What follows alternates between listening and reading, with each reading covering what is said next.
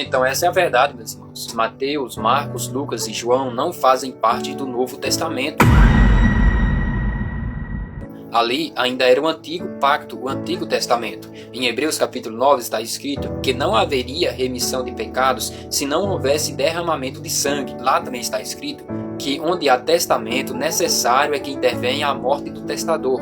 Quem é o testador? É Jesus Cristo. Lá também está escrito, assim como o primeiro testamento foi consagrado com sangue, assim também importava que o Novo Testamento, que o segundo testamento fosse também consagrado com sangue, porém com o sangue perfeito do nosso Senhor Jesus Cristo. Lá também está escrito que o testamento só tem força, vigor e valia após a morte do testador. Nos evangelhos, Jesus estava vivo, ou seja, ele não tinha ainda sido entregue ao sacrifício, ou seja, Jesus ainda não tinha sido morto ali na cruz. Então o Novo Testamento só pode ter início após o derramamento de sangue. Por isso que nos evangelhos conta a história de Cristo, do Messias, andando ali em Jerusalém, em Nazaré, junto com os discípulos, junto com os seus servos, e ali ainda estava no antigo pacto, no Antigo Testamento. Para que ainda mais você tenha certeza disso, em Mateus capítulo 8, fala a respeito da cura de um homem leproso. Jesus diz o seguinte após ter curado aquele leproso. Jesus diz: olha, não digas a ninguém, mas vai e mostra-te ao sacerdote e apresenta a oferta que Moisés determinou na lei. Você vai lá para Levítico capítulo 14, lá está escrito a respeito da lei do leproso depois de sarado. Lá está escrito que este homem leproso, depois de ter sarado, ele deveria ir ao sacerdote,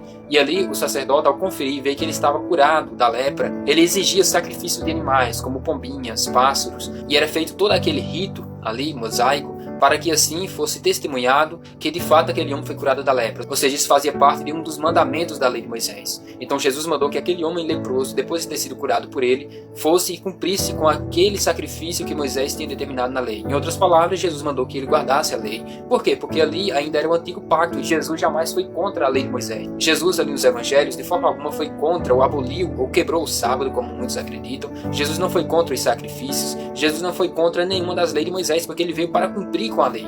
Ele disse: eu não vim destruir a lei e os profetas, eu vim cumprir. Então nos evangelhos ainda era o antigo pacto, porque Jesus ali estava cumprindo com a lei de Moisés.